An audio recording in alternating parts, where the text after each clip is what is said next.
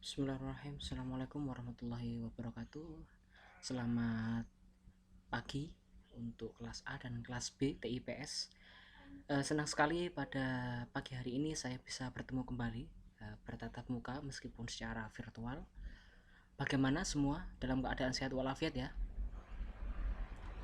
Baik, semoga demikian dan saya harap tetap menjaga kesehatan baik itu diri sendiri maupun di lingkungan keluarga, kemudian tetap bersemangat dalam menjalani setiap aktivitas sehari-hari, khususnya yang berhubungan dengan mata kuliah bahasa Indonesia, itu ya.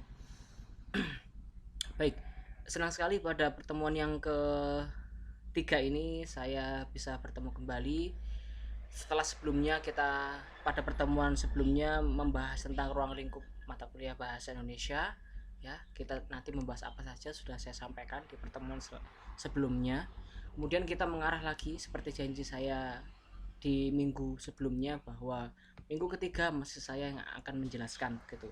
Baru kemudian minggu selanjutnya itu adalah para mahasiswa yang berkesempatan untuk melakukan presentasi ya. Silahkan nanti berlatih dan juga bekerja sama untuk menyampaikan materi kepada anggota kelas yang lainnya. Baik, pada kesempatan kali ini saya akan membawakan materi tentang fungsi dan kedudukan bahasa Indonesia. Indikator ketercapaiannya nanti mahasiswa mampu menjelaskan secara sejarah bahasa Indonesia. Kemudian yang kedua, mahasiswa mampu menjelaskan tentang fungsi bahasa Indonesia. Kemudian yang ketiga, mahasiswa mampu menjelaskan kedudukan bahasa Indonesia. Yang keempat, mahasiswa mampu menjelaskan bahasa Indonesia sebagai bahasa iptek dan juga seni ya. Kemudian yang kelima, mahasiswa mampu menjelaskan tentang politik bahasa Indonesia, dan juga yang keenam, mahasiswa mampu menjelaskan tentang isi undang-undang yang berhubungan dengan bahasa Indonesia di negara kita ini. Begitu ya, ini adalah 6 indikator yang saya harapkan bisa dimiliki oleh mahasiswa selama pertemuan 3 ini berlangsung. Baik, saya mulai dari sejarah bahasa Indonesia ya. Bahasa Indonesia mempunyai sejarah jauh lebih panjang daripada Republik ini ya. Mengapa demikian? Karena bahasa Indonesia sudah ada waktu itu namanya bahasa Melayu, sudah lahir ketika zaman Sriwijaya, Kerajaan Sriwijaya. Nah, dikukuhkannya bahasa Indonesia itu telah dinyatakan sebagai bahasa nasional sejak 1928 ya. Nah, itu kan lama ya kan, kalau kemerdekaan kita kan 1945 gitu. Berarti ada sekitar 17 tahun begitu kita mendapatkan bahasa Indonesia ini gitu. Lebih dulu daripada kemerdekaan. Kemudian bahasa Indonesia sebagai bahasa pergaulan atau namanya lingua franca ya, bahasa keseharian yang digunakan sebagian besar masyarakat di Indonesia gitu. Gitu. Ya, ini saya lanjutkan tadi ya.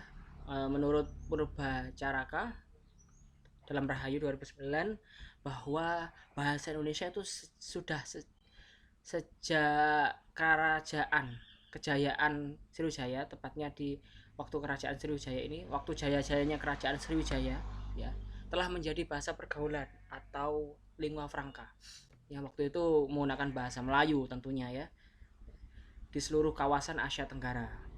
Penyebutan istilah bahasa Melayu sudah dilakukan pada tahun 683 sampai dengan 686 Masehi ya. Nah, ini melihatnya di mana Pak ya? Melihatnya adalah di dalam prasasti.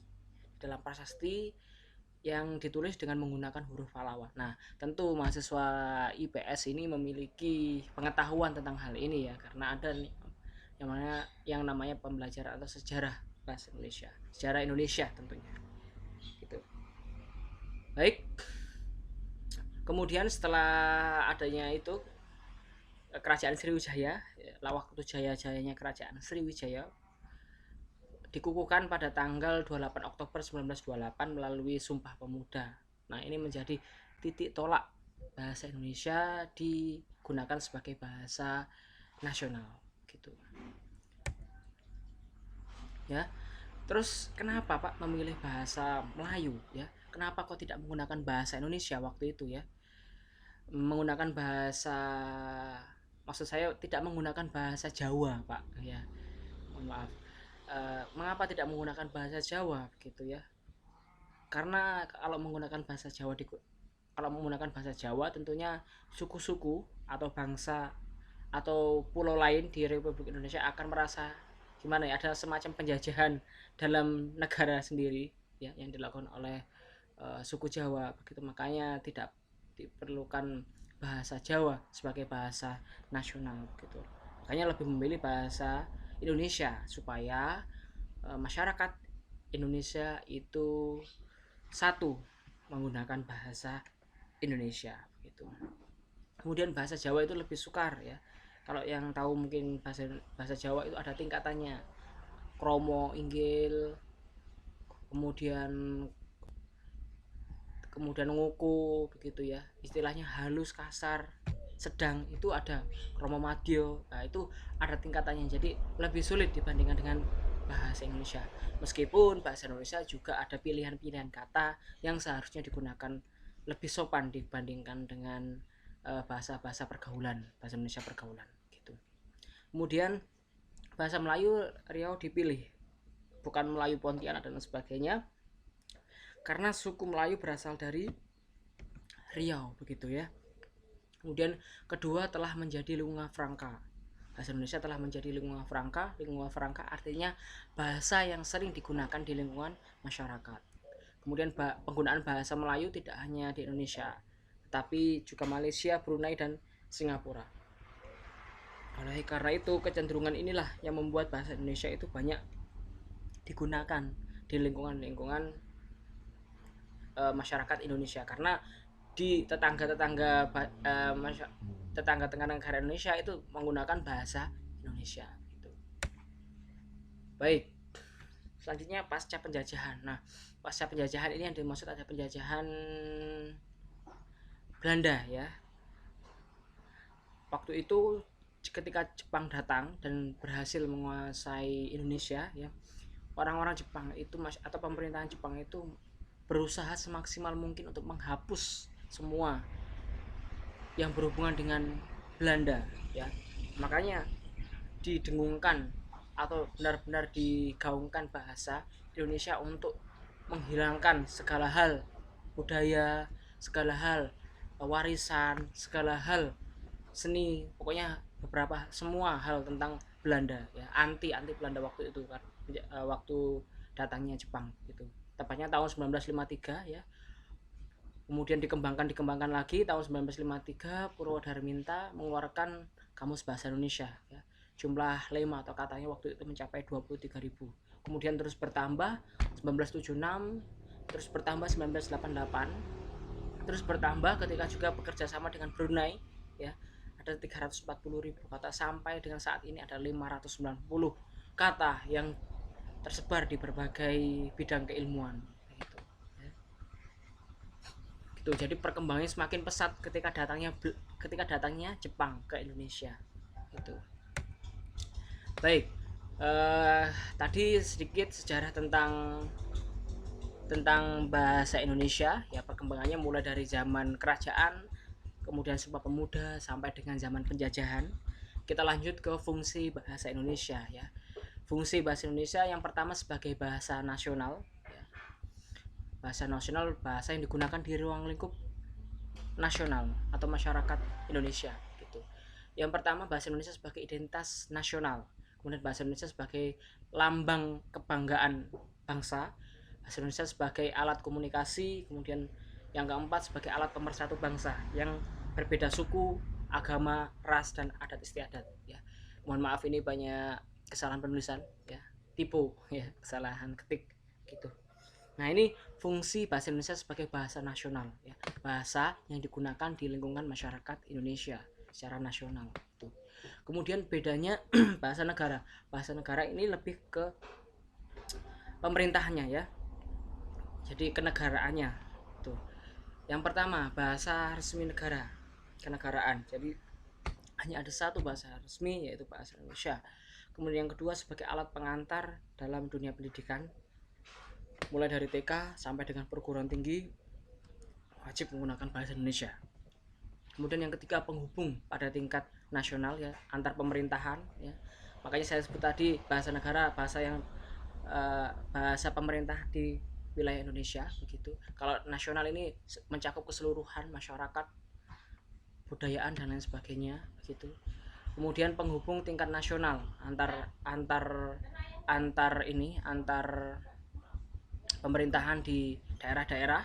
Kemudian yang keempat, pengembang kebudayaan nasional, ilmu dan juga teknologi begitu ya. Kemudian bahasa Indonesia sebagai iptek dan seni ya. Tadi sudah disampaikan wajib digunakan sebagai bahasa pengantar pendidikan, kemudian penerjemahan buku teks, sampai dengan penyebarluasan teknologi dalam pemanfaatan kepada perencanaan dan pelaksanaan pembangunan negara. Semua dilakukan dengan menggunakan bahasa Indonesia. Kemudian politik bahasa nasional, ini menurut Rahayu ada latar belakang penutur bahasa Indonesia lisan dan tulisan, kosakata bahasa daerah, peranan bahasa asing. Maksudnya di sini adalah pengembangan bahasa Indonesia itu dapat dilakukan menggunakan 4 poin ini. Gitu. Ya. Sekilas tentang undang-undang sudah diatur Undang-Undang Nomor 24 Tahun 2009 tentang bendera, bahasa dan lambang negara serta lagu kebangsaan. Semua wajib pejabat negara, pendidikan, administrasi, produk dan barang sampai dengan penuju jalan atau informasi umum begitu. Rujukannya seperti ini. Dan selanjutnya bagi mahasiswa di pertemuan keempat silahkan membentuk kelompok ya, 4 kelompok. Materinya ini ragam, tata ejaan, pilihan kata sampai dengan kalimat efektif dan tata paragraf begitu. Untuk tugas silakan dikerjakan. Beberapa hal tadi yang sudah kita bahas bersama. Yang pertama tentang mengapa menggunakan bahasa Jawa, kemudian jelaskan fungsi Indonesia sebagai bahasa nasional, jelaskan fungsi bahasa Indonesia sebagai bahasa negara, sampai mengapa bahasa Melayu terpilih sebagai bahasa nasional gitu. Dan yang terakhir, bagaimana Anda menanggapi sekolah-sekolah yang termasuk kategori internasional konon bahasa yang pengantarnya itu tidak menggunakan bahasa Indonesia ya, tapi menggunakan bahasa Inggris. Silakan dijelaskan. Baik, mungkin itu saja yang dapat saya sampaikan. Terima kasih atas perhatiannya. Insya Allah apa yang sudah kita pelajari hari ini tentang fungsi dan juga kedudukan bahasa Indonesia dapat bermanfaat ya. Terima kasih, saya tutup.